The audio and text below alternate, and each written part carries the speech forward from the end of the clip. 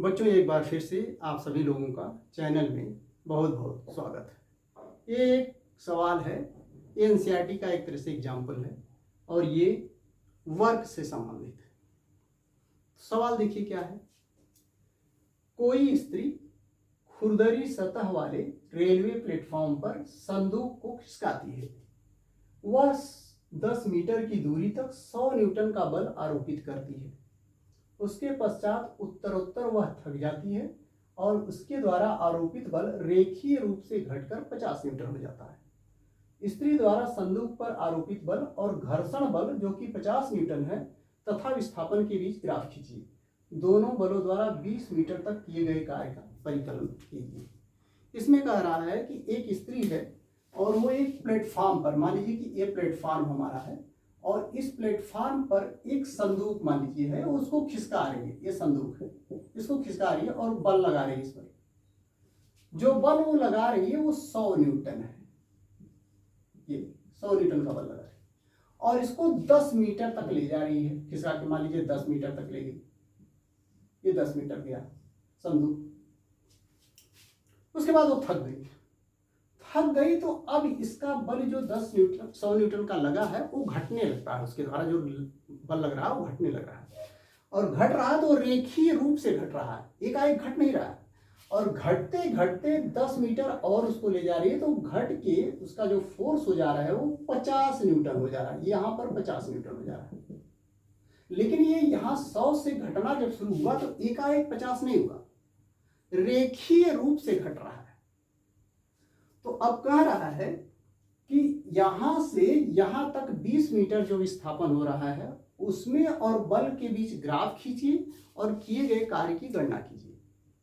घर्षण बल भी उस गति में लगा है और घर्षण बल की जो वैल्यू है वो कह रहा है 50 न्यूटन है। तो घर्षण बल हमेशा गति के विपरीत काम करता है और वो लगा है 50 न्यूटन का, यानी निगेटिव फोर्स है।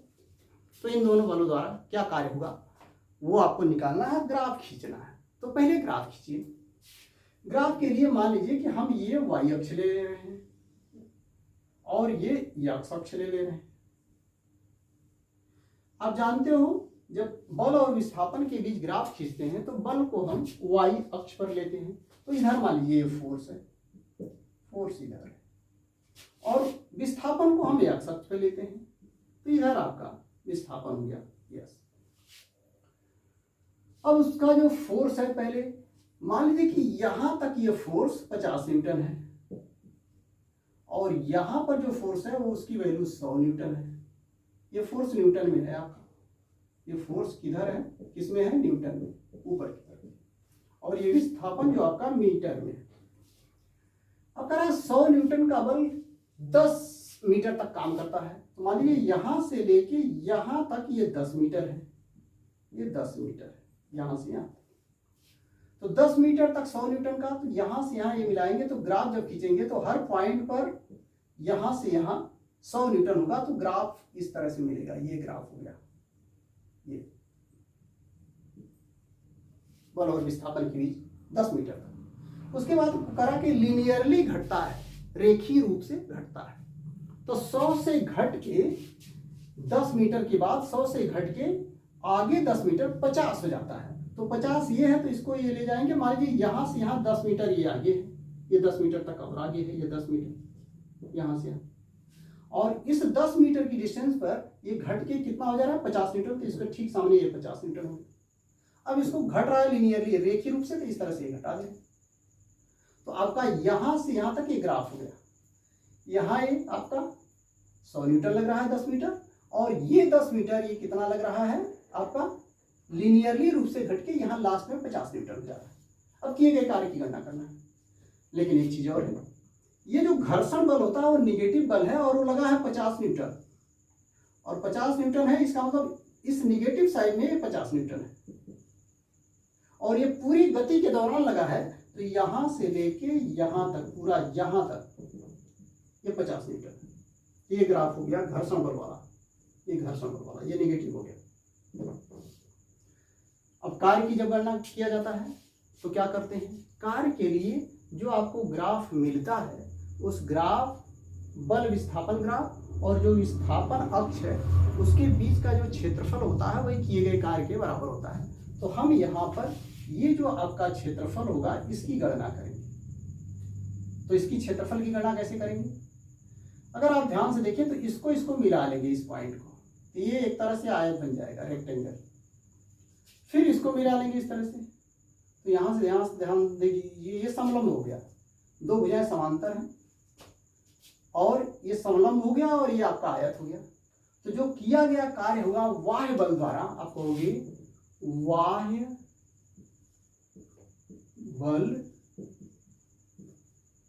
द्वारा किया गया कार्य।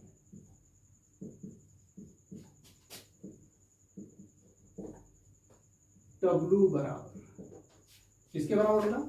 ये जो क्षेत्रफल है कहोगे ये बल विस्थापन वक्र है, बल विस्थापन वक्र तथा ये विस्थापन अक्ष है, विस्थापन अक्ष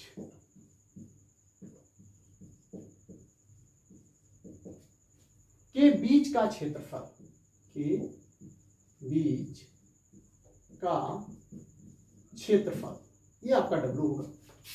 अब नाम दे देंगे कि मान लीजिए ये O है, यहाँ पर ये पॉइंट A है, यहाँ पर ये B है, ये आपका C है, ये आपका D है और ये E है।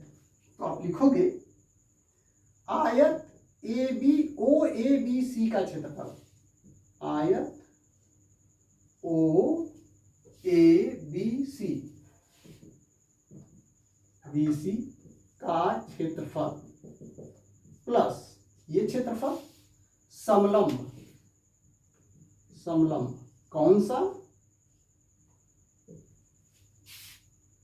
BCDE का क्षेत्रफल, आयत का क्षेत्रफल लंबाई गुणे चौड़ाई। आपका अगर ये लंबाई हुआ तो ये चौड़ाई हुआ, तो OA into OC, OA into OC। और समलंब का क्षेत्रफल, समलंब का क्षेत्रफल का सूत्र होता है 1/2 समांतर भुजाओं का जोड़। ये भुजा और ये भुजा समांतर है, पैरेलल है, तो CB plus DE, CB plus DE दो समांतर भुजाओं का जोड़ गुणे उनके बीच की लंबवत दूरी। तो इनके बीच की लंबवत दूरी ये CD के बराबर होगी, यहाँ लिखोगे इंटू आप CD। अब सबकी वैल्यू रखेंगे, तो वाह्य बल द्वारा किया गया कार्य OA, ये यहां से यहां तक 100 न्यूटन है, 100 रख दिया, इंटू OC यहां से यहां ये 10 मीटर है तो 10 रख दिया, प्लस 1/2 CB ये आपका 100 न्यूटन है तो 100 प्लस DE ये भुजा DE ये ध्यान से देखिए इसके बराबर है तो ये 50 है, रख दिया ये 50 इंटू CD इनके बीच की दूरी ये 10 है, ये 10 रख दिया। अब हल कर लेंगे, 100 में 10 का मल्टीप्लाई करेंगे 1000 हो गया, ये 1000 हो गया, प्लस यहाँ पर ध्यान दीजिए ये 2 से ये 10 तो यह 5 आ गया, ये 100 में 50 जोड़ेंगे तो 150 हो जाएगा, उसमें 5 का मल्टीप्लाई करेंगे तो 750 हो जाएगा, यानी 150 इंटू 5, तो ये आपका आ जाएगा 1000 प्लस ये हो जाएगा 750, तो ये आपका टोटल हो जाएगा 1750 जूल, न्यूटन मीटर अर्थात यह जूल हो गया। ये किया गया कार्य हो गया किसके द्वारा? वाह्य बल के द्वारा। अब ये करा घर्षण बल के द्वारा किया गया कार्य, तो आप लिखोगे घर्षण बल द्वारा किया गया कार्य, बल द्वारा किया गया कार्य बराबर वही क्षेत्रफल निकालिए, ये नीचे वाला क्षेत्रफल। तो अगर हम कहें ये है, ये F है और ये G है, ये पॉइंट, तो आप कहोगे OFGD या ODFG ODGF क्षेत्रफल ODGF ODGF का इसका क्षेत्रफल ये नीचे वाला, तो ये लंबाई गुणे चौड़ाई, इसकी लंबाई आपकी OD हो गई, OD इंटू चौड़ाई OF हो गया। OD की वैल्यू यहां से यहां तक 20 मीटर और इसकी वैल्यू 50 न्यूटन, तो आप लिखोगे 50 माइनस के साथ, नीचे है ये फोर्स और नीचे एरिया है तो निगेटिव होगी, तो 50 माइनस के साथ और इनटू डिस्प्लेसमेंट कितना है 20, तो 20 हो गया, तो ये आ जाएगा -1000 जूल।